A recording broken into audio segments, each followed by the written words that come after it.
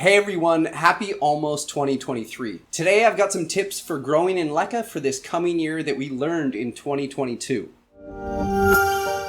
So first up is how to sterilize LECA. It's super important that your LECA remains clean through the growing journey. Many times after transplanting into LECA, you'll start to get, I've got like some mold here. You can get really bad algae and other things that just make the LECA dirty and attracts bugs. Remember that there is less bugs with LECA, but there definitely are still bugs. Gnats can go into LECA to chase after that algae. You can also get these little like root bugs that crawl all over the LECA. So you want to make sure that you're oftentimes sterilizing the LECA, and in between planting, you clean your LECA. The simplest way to do this is just get a bucket of water with your LECA, and then you're gonna pour a splash of bleach. We use typical household bleach. You're just going to do about a half of a cup to this 5-gallon bucket of water. It doesn't need to be precise because your plants aren't going to be potted into that LECA. The goal you're going for is to make that water smell like a summertime swimming pool. That's just the best way we found to describe it in the shop when we're talking to each other in checking if something is sterilizing. It should smell like a swimming pool does, because that's all chlorine is, which is just bleach. And feel free to add in a few drops of Dawn dish soap just to make a little bit of suds, but nothing crazy. And again, you're going to rinse it off before you plant your plant into it. That naturally brings me into how to clean LECA. When you get LECA out of the bag from the manufacturer, it will typically have a dust across it. It's really important to rinse that dust off. If you're doing smaller amounts, the quickest and easiest way I've found is just grab a regular pot with drainage like this one, scoop up your LECA, and just rinse over the top with water. The clay dust will come off the bottom. Now, if you're doing a lot more LECA like we're doing here, oftentimes we'll grab a 5-gallon bucket lid. I drilled some holes in the top and you can just pour it out. I've also used a colander to do it, and anything that just strains it out. It's not that complicated, but make sure to rinse off your LECA after you sterilize it. You can also use hydrogen peroxide to sterilize it too, but we found that bleach works the best and is the most economical. This next tip is probably my favorite, and this one is remember that you can mix other things into LECA. LECA is a tool in the garden for your roots. It adds drainage, and mostly it adds air into the root zone, because roots need not just water, but mostly they just sit in air with a little bit of moisture. That's where you really want your plants to thrive, and that's how they thrive, is mostly air and a little bit of water, and that's how they grow and become fuzzy and large. So in this plant, I've talked to you guys about this before, we added a mixture of perlite and LECA. It's about 50-50, and this makes it so we water this plant with drainage, this Albo Monstera,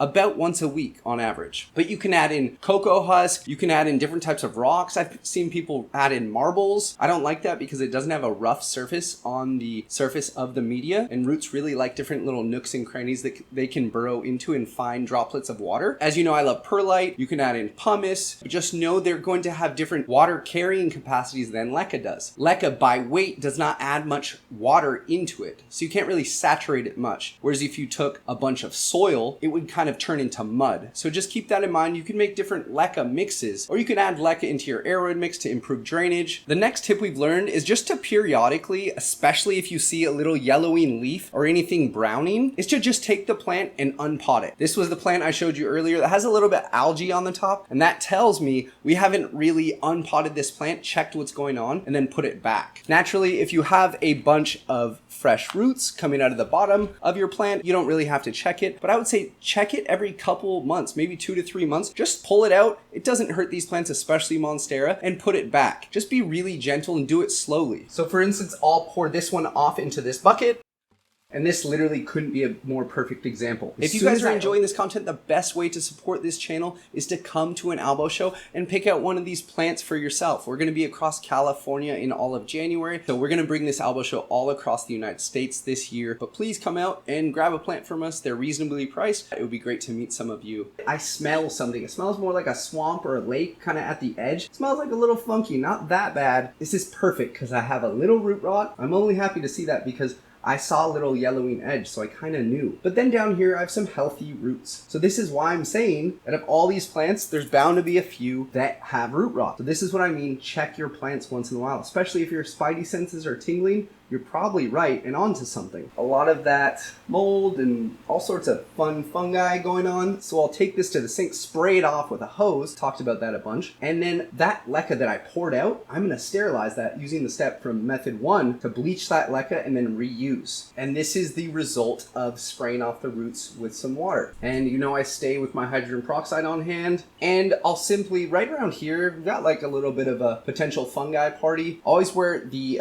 node comes out, typically there is some rot potential. You have an opportunity for rot. So I'll just pour a little bit of 3% hydrogen peroxide directly over that. It's actually starting to fuzz up. I'll give this a few seconds and I'll just rinse it off with tap water. This is why we unpot our plants. Check out the root system, see what's going on, and then repot it. Usually you can stop a plant from dying off if you do this early enough. Again, why I prefer LECA over aeroid mix and soil. You can iterate and stop things in their track. And this leads right into our next tip, which is make sure when you're planting in your LECA pot to plant at the exact right level. So right where the water line is, everything above that should just be plant material, and everything below that should be the root system. So this being my plant material here, everything above here should not be in water, and it shouldn't even touch it. And honestly, I kind of like to run the water line a little bit lower down below. So maybe a couple inches even below, I'll start the water line. And that's assuming this plant has enough roots, because roots work by wicking up into the plant. So you don't have to have all of the roots submerged in water, but make sure that you don't submerge your stem, because that's for sure going to lead to stem rot, especially if you're not bubbling your water in an active LECA system. As I've talked about before, try and add in some 3% hydrogen peroxide into your LECA water at about 1 ounce per gallon. That should work fine. You can also use bleach, but most people here on YouTube don't want to add bleach into their water. Okay, use hydrogen peroxide. It's doing the same thing, which is adding oxygen into your water. Also, when you're planting, make sure to not cover the stem and that part of the plant with LECA. Just like with soil, you don't bury the stem, you just bury the root zone. So here I'm just going to finish the last cup of LECA.